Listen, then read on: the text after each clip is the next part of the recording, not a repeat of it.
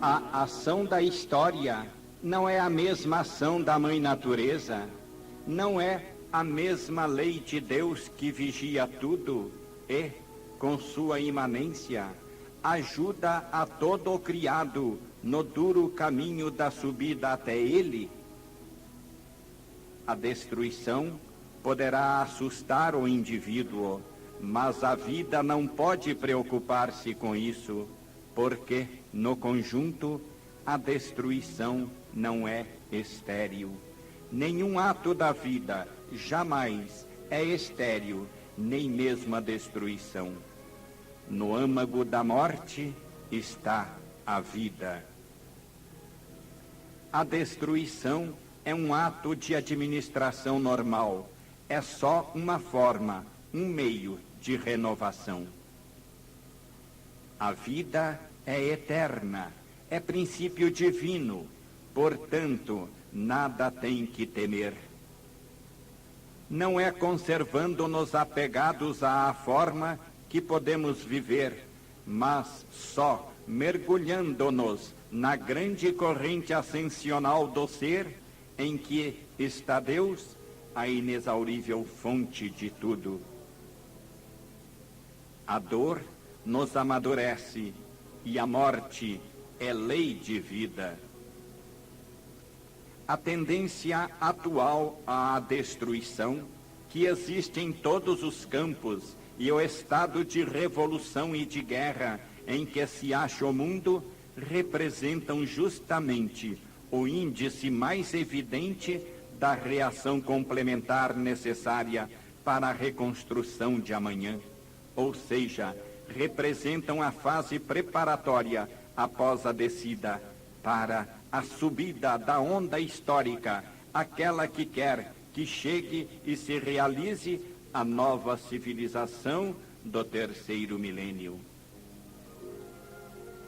Quando as classes dirigentes formarem uma aristocracia de espírito, a imitação dos inferiores tomará essa outra direção. Mas nenhuma nem outros estão hoje maduros para poder fazer tanto, e cada coisa vem a seu tempo. O que vale no pensamento da história que dirige o mundo é a ideia e seu desenvolvimento, e não acidentalidades contingentes de sua manifestação e de seu desenrolar-se.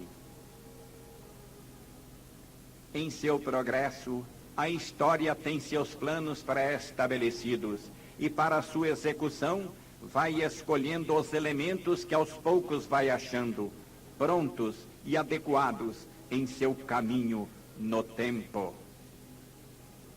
Cristo, que disse a pura, mas dura verdade, foi crucificado.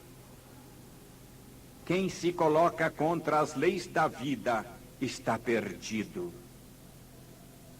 A vida não admite desordem senão na fase de transição e com objetivo de progresso.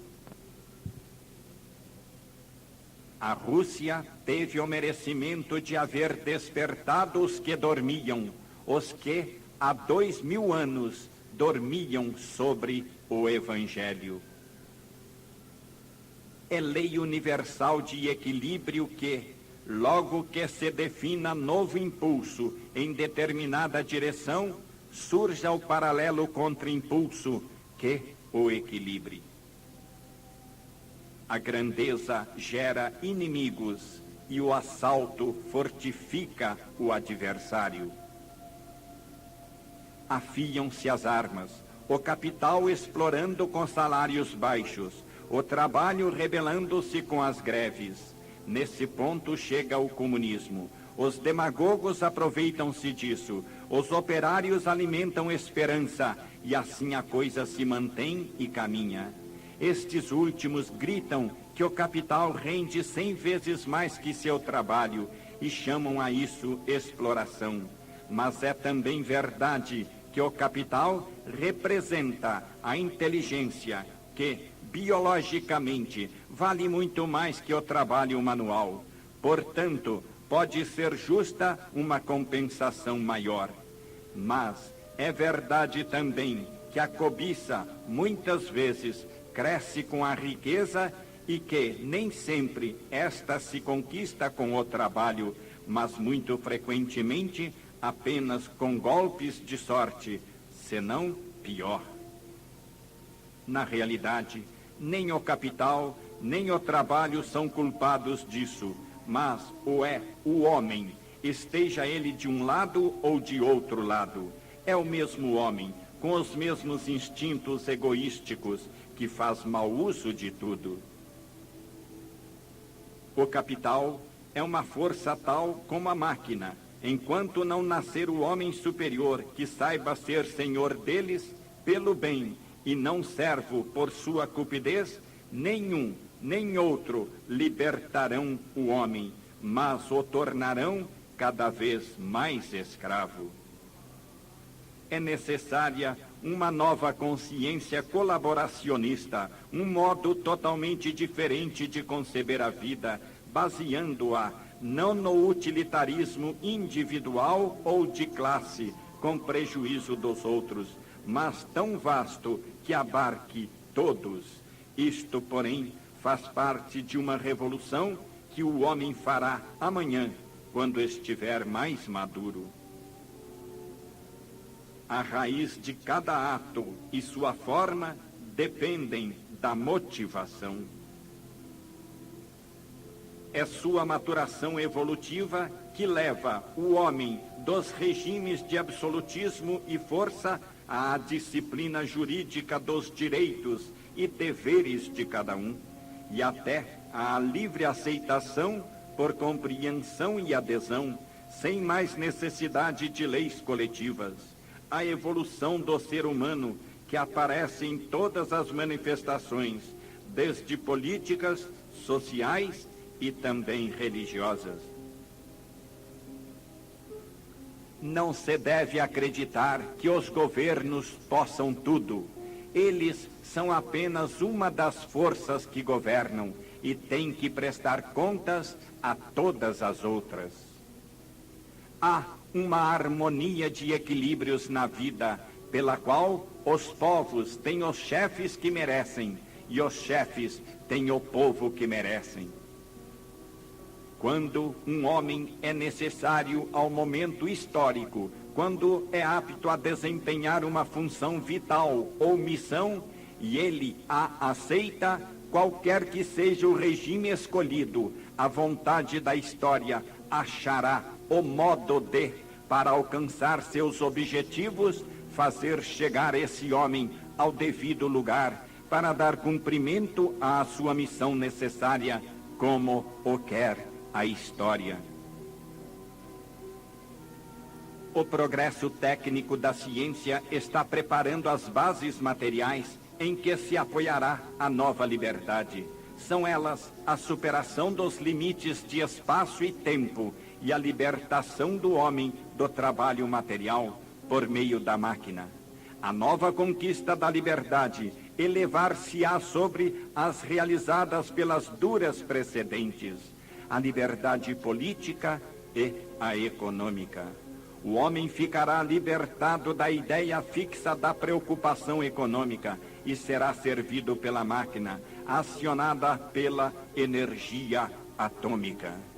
Mas poderá ele, chegado a esse ponto, deter-se e dormir sobre os louros? Não, a vida não pode parar, e com estes novos meios, que se movem de novos pontos de partida, ela continuará a avançar por novas estradas não exploradas.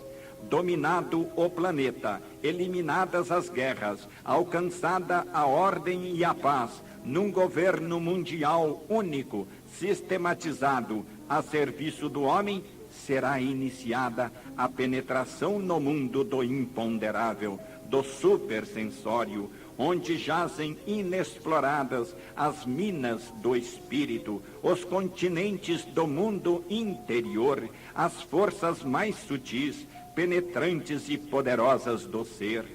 A revolução será pacífica, mas será a maior e a mais decisiva, porque deslocará o eixo em torno do qual gira o pensamento humano, porque ela ocorrerá no profundo, mais próximo à substância das coisas, e avizinhando-se da fonte primeira do ser, que está no espírito, transformará nossas formas de vida individual e social. Os critérios que o pensamento diretivo da vida segue são diferentes dos humanos, e quando algo está escrito no livro da lei, qualquer milagre tem que acontecer, e é lógico que a utopia se realize. A utopia existe nas aparências exteriores, que são os únicos elementos que a razão humana, em geral, leva em consideração, mas não o é na lógica da história. A próxima curva da história só pode, pois, oferecer-nos uma nova e mais alta libertação de todas as escravidões. É um ascender progressivo que recorda o desabrochar de uma flor para achar cada vez mais perto o espírito e a substância. É um reconquistar por graus a liberdade completa, já possuída no alto da primeira criação, como ser perfeito e perdida por vontade da revolta. Alguma outra nação, a quem ninguém hoje repara no mundo, mas que de certo se está amadurecendo em silêncio, dará ao homem a consciência de si mesmo e a liberdade espiritual. O bom êxito de uma revolução é o resultado de 1000 forças que têm que ser coordenadas numa orquestração perfeita. Este trabalho não pode ser feito pelo homem que ignora tudo, mas só pelo pensamento e pela vontade da história. Haverá, pois, o concurso de acontecimentos históricos que, mudando as atuais condições do mundo, tornarão possível o que hoje parece utopia.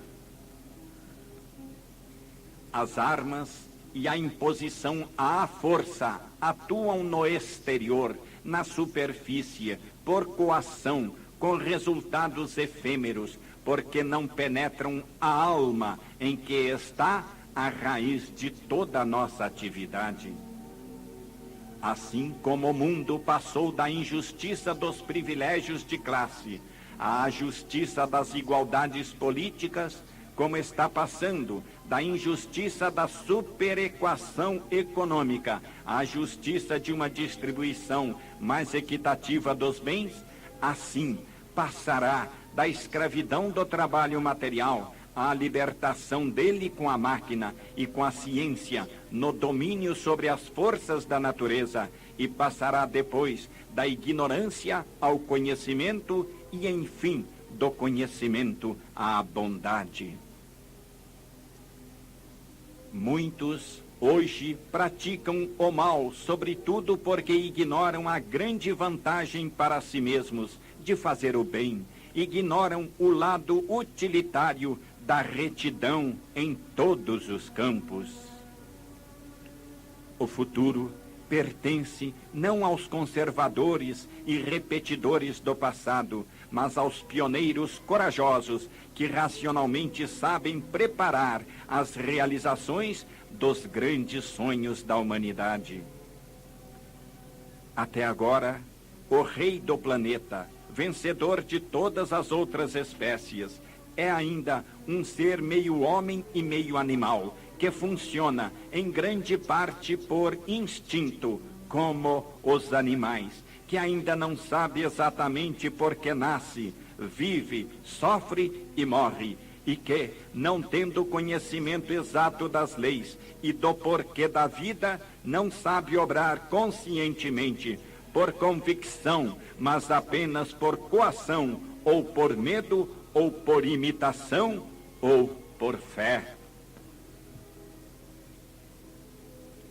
Brevemente, o mundo se organizará sobre um princípio que não será dado por um imperialismo religioso, isto é, pela vitória de uma religião que, por absolutismo, se imponha a todas as outras. Não é por este caminho que se chegará à unidade, ou seja, a um só rebanho e a um só pastor. O único pastor será o Cristo, e o único rebanho será formado por uma humanidade em que as várias religiões não se combatam e não se condenem reciprocamente. Ao contrário, se compreendam e coordenem, fazendo dos homens todos filhos diante de um único Deus, um só Deus, Pai de todos. O mundo materialista de hoje, na realidade vivida, desinteressou-se do Cristo, mas repudiar o Evangelho significa não aceitar a lei de um plano biológico mais evoluído e recusar progredir e a civilizar-se, ir contra as leis da vida, querer pará-las no seu caminho de ascensão, significa ser atingido por suas terríveis reações. E esta foi a terrível encruzilhada em que a humanidade quis cair. Cristo não é somente um fato histórico ou fenômeno religioso, é o mais alto acontecimento biológico do planeta, acontecimento perante o qual deverá prestar contas à humanidade, que nunca poderá fugir às leis da vida. Cristo deixou-se sacrificar para nos dar a verdade. Acreditou-se tê-lo destruído, matando-o, tê-lo afastado, negando-o. Mas o Espírito, a verdade e as leis da vida não se podem destruir. Cristo faz parte do fenômeno da vida e não pode morrer. Ele está vivo e sempre vivo estará entre nós, presente e operante como força viva. Ninguém pode parar a sua ação. Cristo ainda está esperando ser tomado a sério, depois de 2000 anos. Os santos hoje são poucos e as multidões seguem outro caminho. E o homem, na sua ignorância, acredita erroneamente que a paciência misericordiosa de Deus seja a sua própria vitória. Neste ponto, a humanidade se encontra no caminho da descida. A multidão é ignorante e obstinada e se faz forte pelo número. Tendo ela tomado demasiada velocidade na descida, sempre mais difícil se torna retornar o caminho da subida. Agora somos chegados a um ponto que nem mesmo com uma explicação racional, apoiada na lógica e na ciência, se poderá obter a verdadeira compreensão. A destruição, então, se faz necessária, visto que aquele que quer parar o progresso da vida, por esta mesma vida será destruído, pois a lei quer que ele avance e, por isso, ela afasta todos os obstáculos. O fenômeno deve, de qualquer maneira, ser resolvido. As forças progridem e devem, de qualquer modo, realizar-se. Não há outro caminho que não seja o do aceleramento. Que os maus, como fala o Apocalipse, tornem-se cada vez piores e os bons cada vez melhores, de modo que eles, sempre mais, possam se separar uns dos outros e a justiça se cumpra. Neste ponto, a solução não mais se pode encontrar voltando para trás, mas somente no choque violento entre as forças do mal e as do bem, pelo fato de que já estamos na guerra e não podemos chegar ao fim senão como vencedores ou como vencidos. Chegou a hora do grande julgamento, no qual se terá de fazer a prestação de contas. Aqueles que mais dificilmente poderão ser salvos são os astutos, os poderosos, que são os maiores responsáveis por terem eles nas mãos os meios de direção da riqueza e do poder. Os dirigentes, desorientados pela falta de uma concepção suficiente para resolver os problemas da vida, percebem esta corrida em direção do abismo e desejariam descobrir meios práticos de salvação.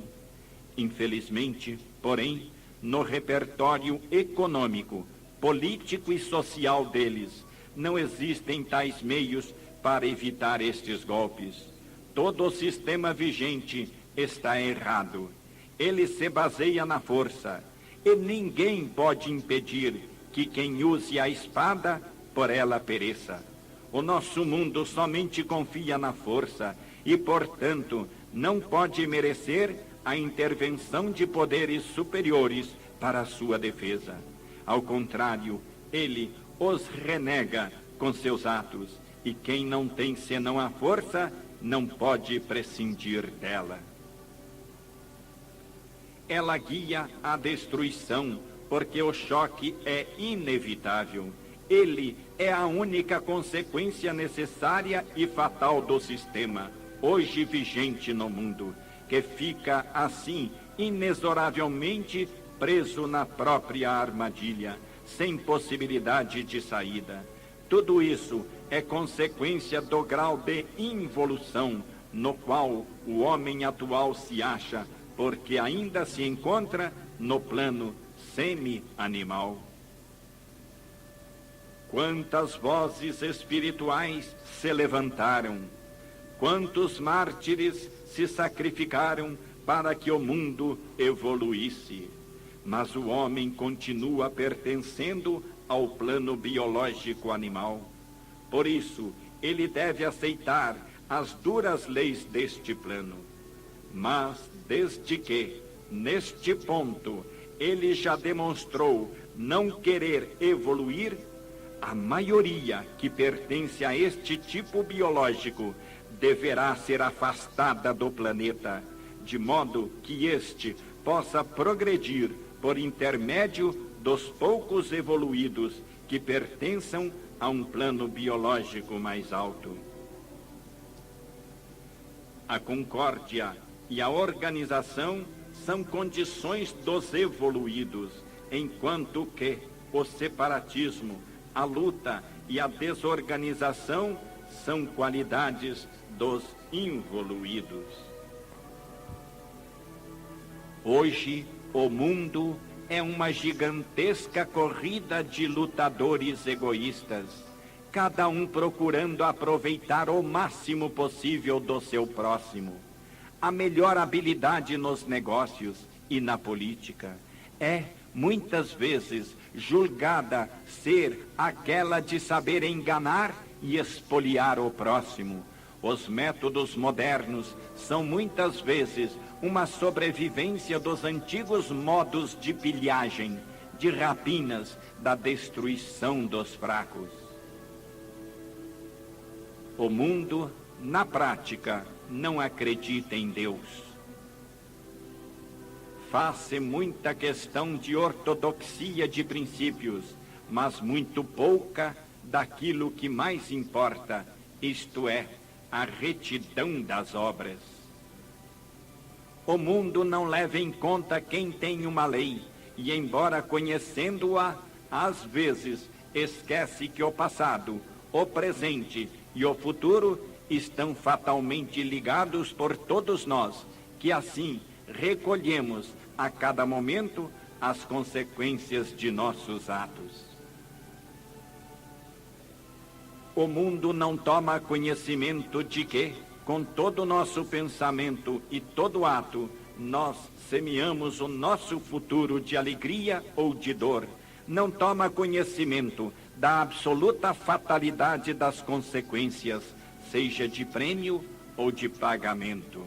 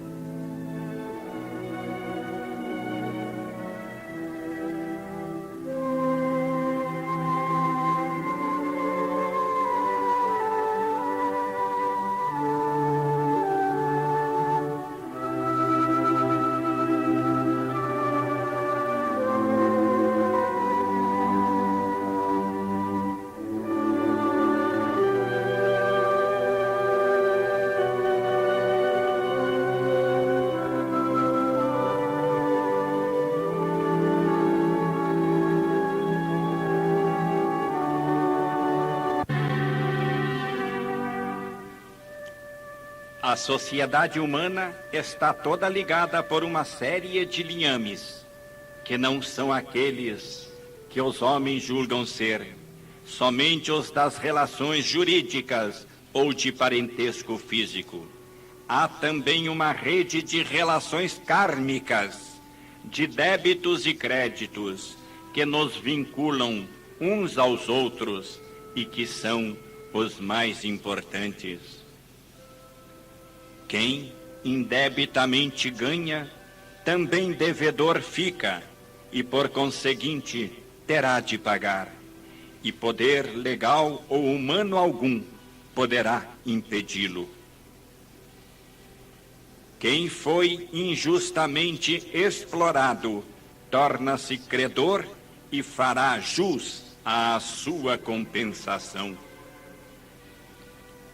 O homem atual muitas vezes acredita ser inteligente quando consegue defraudar a lei de Deus. Mas como pode acreditar seja possível defraudar as leis da vida? Isso é loucura. Mas o homem é míope e ignorante. Ele fica satisfeito com o sucesso imediato. E depois, para a grande maioria, isto é uma neblina de mistério. O sucesso imediato deixa-o acreditar ter conseguido enganar o próximo e a lei. Entretanto, ele somente conseguiu enganar a si mesmo. E olhando para os outros, somente por fora, ele acredita não haver justiça no mundo, por ver os maus triunfarem e os justos serem enganados. Mas ignora que a vida continua e que não se pode julgar somente pelo breve espaço de uma vida terrena. Acreditando enganar o próximo, não enganou senão a si mesmo. O homem louco vai criando para si um destino de dor. Ele é o arquétipo do seu próprio futuro. Com a sua avidez, ele cria a sua miséria. Com o seu orgulho, a sua humilhação. Com a sua prepotência, a sua derrota. Trata-se de uma lei de causa e efeito, de continuidade e de equilíbrio, que fica confirmada por todas as outras leis que a sustentam e que são por nós conhecidas no mundo físico e dinâmico. Esta teoria é a que mais concorda com tais leis. Ela poderia renovar o mundo. Hoje, o homem está enlouquecido pelo sucesso e faz consistir seu valor na aquisição e no acúmulo da riqueza, sem dar importância aos meios usados. No alto, há uma lei de justiça inexorável. Os débitos devem ser pagos. Quem faz o mal receberá. Quem faz o bem, a ele fará jus. Podemos semear livremente, mas depois o fruto será fatalmente nosso. Então, para que serve o triunfo efêmero do mais forte contra o mais fraco, que ficou de definitivo de todos os triunfos registrados pela história? Quem esmaga será esmagado. Quem furta para enriquecer, empobrece. Quem faz sofrer o próximo, a este deverá depois pagar a sua dívida com a sua própria dor. É loucura procurar enriquecer e vencer sem critério de justiça. Assim, construímos o nosso próprio destino, de pobreza ou de vencidos, com o qual tudo pagaremos. Deste modo, o mundo segue um método irracional, contraproducente, anti-utilitário. Quem sabe com que desprezo nos julgarão nossos futuros descendentes civilizados?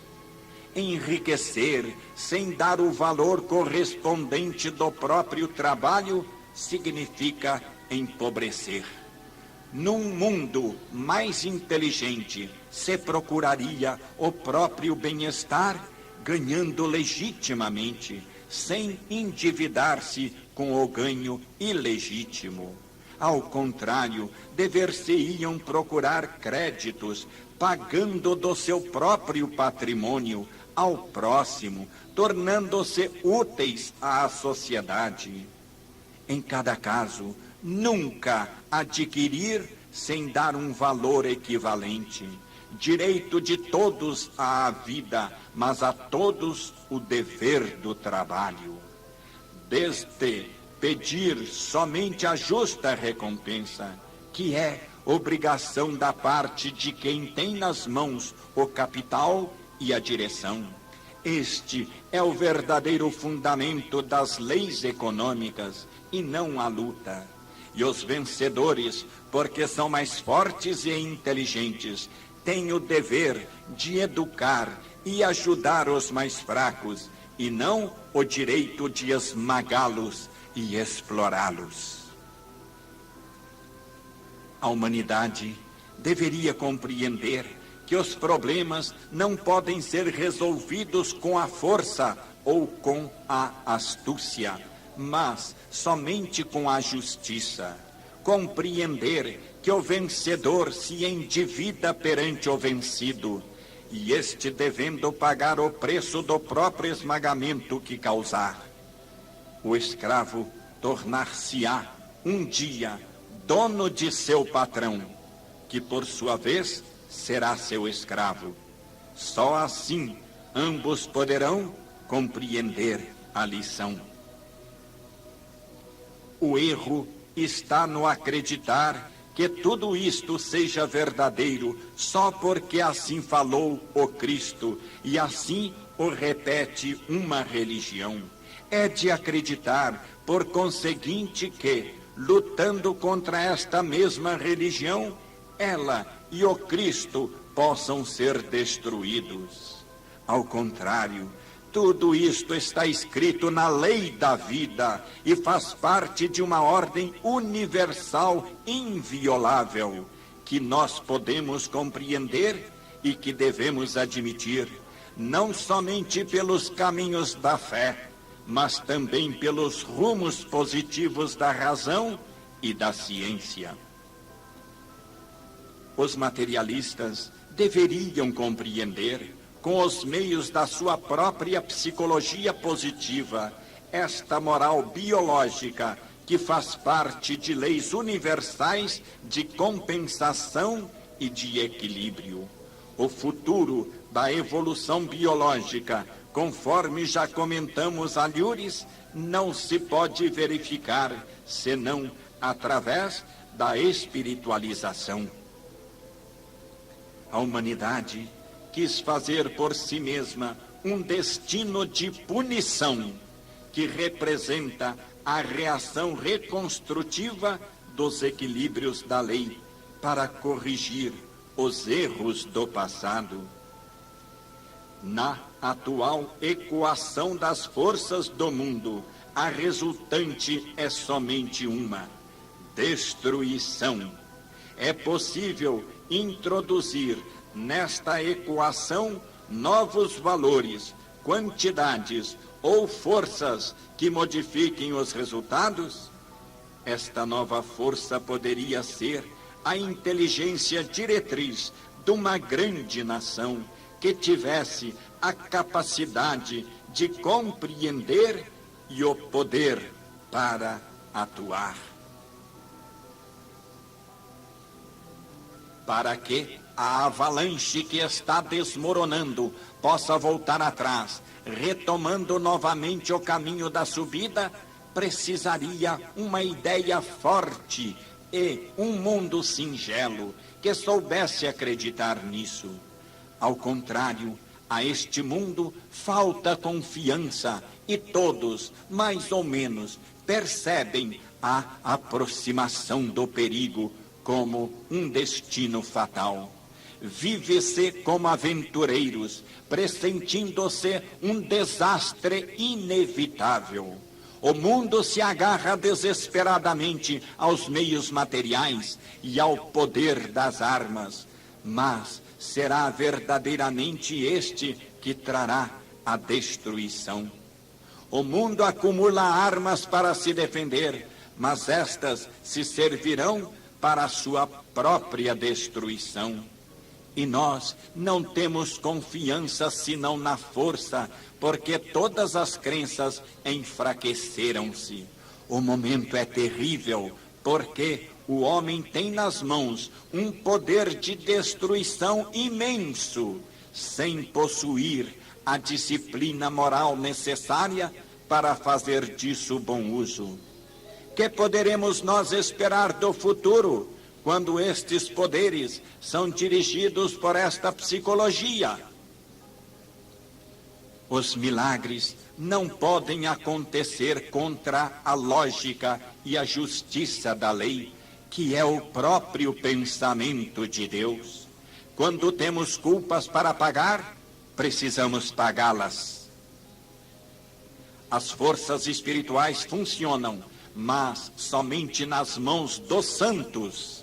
Elas não descem para se realizar nos planos mais evoluídos, que as afastam e que ficam abandonados ao poder das próprias forças involuídas. Não se pode alterar o desenvolvimento de um encadeamento lógico, do mesmo modo que não se pode torcer o de um processo matemático. O momento histórico atual é muito grave. Ele está se tornando cada dia mais grave. Somos chegados à plenitude dos tempos.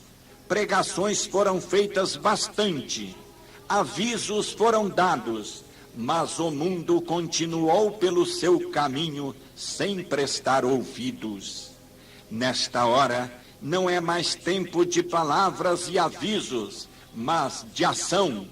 Precisa-se enfrentar os acontecimentos. Os homens continuam a fazer seus negócios e, embora nas palavras digam o contrário, na prática eles dão prova de serem ateus, não importa a qual religião ou fé eles pertençam. Em todos os grupos, a maioria acredita só na força material, nas armas, no poder do dinheiro. Logo chegará o tempo no qual as armas servirão só para exterminar uns aos outros, ricos e pobres, donos e criados, vencedores e vencidos. Tempo chegará no qual ter dinheiro de nada adiantará, porque no desfazimento do conjunto social acabará toda confiança em qualquer pessoa e não será possível ficar forte como poder político, porque ninguém obedecerá mais a ninguém. É justo que um mundo bem polido de ideias, mas em substância feito num egoísmo sem limites e de um ateísmo desorganizador, isto é, de individualismo separatista contra a ordem da lei de Deus, acabe por cair no abismo do caos. A lei deixa ao homem o livre-arbítrio, só o quanto necessita para estabelecer as causas, mas não para fugir aos efeitos. Nas grandes linhas da história e da evolução, a lei manda fatalmente, de modo que o homem tem somente poder limitado e relativo, e não pode parar o progresso. O homem que quiser aproveitar-se da própria liberdade para se rebelar contra a lei indefinidamente, será eliminado. Os místicos percebem por intuição, os racionais sabem por intermédio de uma lógica fatal, da qual analisam o desenvolvimento, que agora a humanidade está correndo grandes perigos, embora que, por último, a destruição possa ser utilizada para depois melhor se reconstruir mais alto. Ninguém poderá impedir que se cumpra a vontade da lei. Os homens práticos podem gritar que isto é utopia, mas aqui operam elementos imponderáveis que eles ignoram. O homem deve compreender que ele se acha perante uma inteligência e uma lógica que tem suas leis invioláveis. A natureza não quer o tipo biológico do homem que está engordando no bem-estar, servido pela máquina. A natureza, logo que atinge um bem-estar de sobra, o utiliza para acrescer a população, de modo que ele produza fruto, não como gozo, mas para dar vida a um número maior de seres. A natureza quer que o homem cumpra o trabalho do seu próprio progresso. O homem quer ser dono da máquina, mas o dono não deve ser o eu inferior, material, egoísta e involuído do homem, mas sim o seu espírito, para atingir fins espirituais superiores. Se o homem não souber reagir, dominando espiritualmente os seus novos poderes, ele ficará preso às suas novas exigências mecânicas e, tanto mais ele se deixe prender, tanto menos será para ele possível desprender-se e voltar a ser o Senhor. A maioria humana, ateia na substância, está misturada com uma minoria de crentes. A muitos interessa declarar-se membros de um dado grupo, porque aí acham defesa e vantagens. A poucos interessa conhecer a verdade e vivê-la honestamente. Cada grupo está ocupado em lutar contra o grupo vizinho, sob a verdade de uma sua verdade particular, sem interessar-se por ela em si mesma, mas somente como meio de luta para obter vantagem da própria supremacia terrena.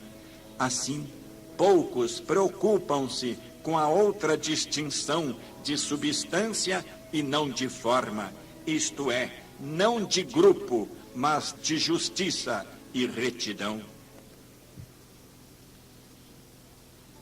O erro está em cuidar do menos importante, sem olhar para o que é o mais urgente e necessário. As leis da vida que toleram este erro desde séculos, na atual volta histórica, exigem que ele seja corrigido, impondo o triunfo dos valores substanciais. É assim que a hora histórica chegou e os tempos estão amadurecidos, porque o limite da suportação permitido pela elasticidade da lei foi superado. Eis então que no momento em que o cataclismo apocalíptico está pronto para desencadear-se sobre o mundo, poucos pensam substancialmente em defender-se, ou pelo menos fazem isso de uma maneira leviana e em vão. Amontoar riquezas, poderes, armas será inútil, nada adiantará. E poucos pensam no nosso mundo que está para ruir, que a única maneira para salvar-se é ser honesto. E a punição e a sua justiça, porque isto foi merecido, está exatamente na incapacidade de compreender que este é o único caminho para a salvação. Esta incapacidade chega justamente porque aqueles que não o merecem não devem ser salvos.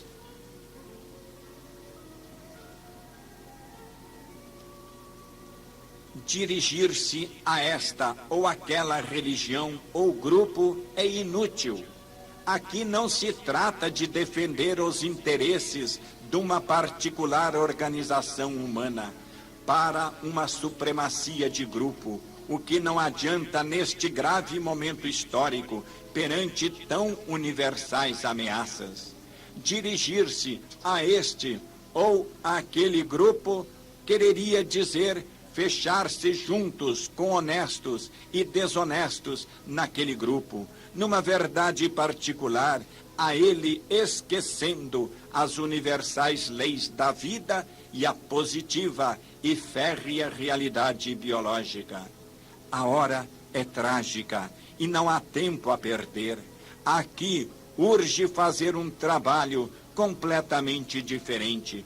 Não um trabalho para atingir supremacias de grupos ou vitória sobre o próximo, mas de salvação.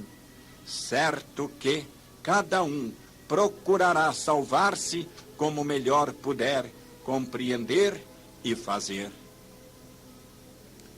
Somente quem conhece a lei, a hora histórica e os imponderáveis agora em ação, conhecerá como salvar-se, porque só ele saberá como operar inteligentemente e oportunamente. É justo que, em virtude da incapacidade de compreender, fiquem os rebeldes sujeitos à ordem divina e que assim eles, como merecem, não sejam salvos. Por outro lado, Deus iluminará os justos que lutaram e sofreram por ele, para que nele sejam salvos. Prepare-se hoje, dessarte fatalmente a seleção anunciada em 1931, na primeira mensagem de sua voz.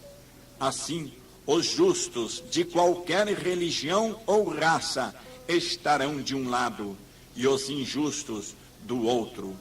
Isto porque a hora chegou em que os involuídos serão expulsos para ambientes extraterrestres, para eles proporcionados e adaptados, onde eles possam viver de acordo com o seu baixo nível de vida e assim libertar o planeta de sua imunda presença, porque este deve, de agora em diante, progredir para tornar-se a pátria de uma humanidade mais evoluída. Que deveríamos então fazer? Constituirmos-nos representantes do alto, quer dizer, tomar sobre nós mesmos poder e autoridade que podem ser entendidos como conquistas de domínio pessoal.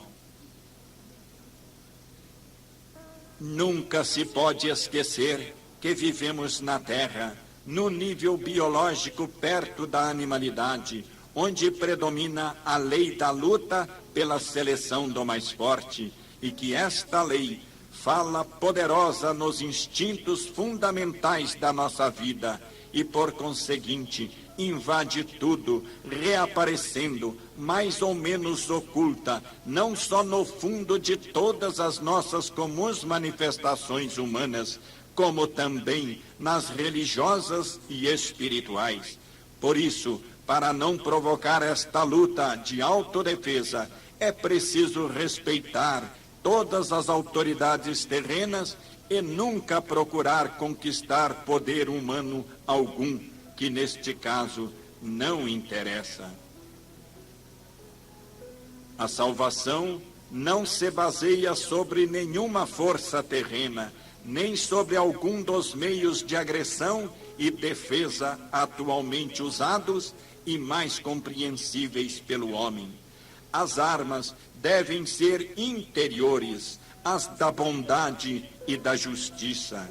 No caminho desta salvação será o primeiro, e neste exército será o melhor armado, aquele que tem mais bondade e menos da astúcia humana, aquele que for o mais justo, o menos egoísta, o que possuir as bem-aventuranças do discurso da montanha, que afinal deverá tornar-se realidade vivida.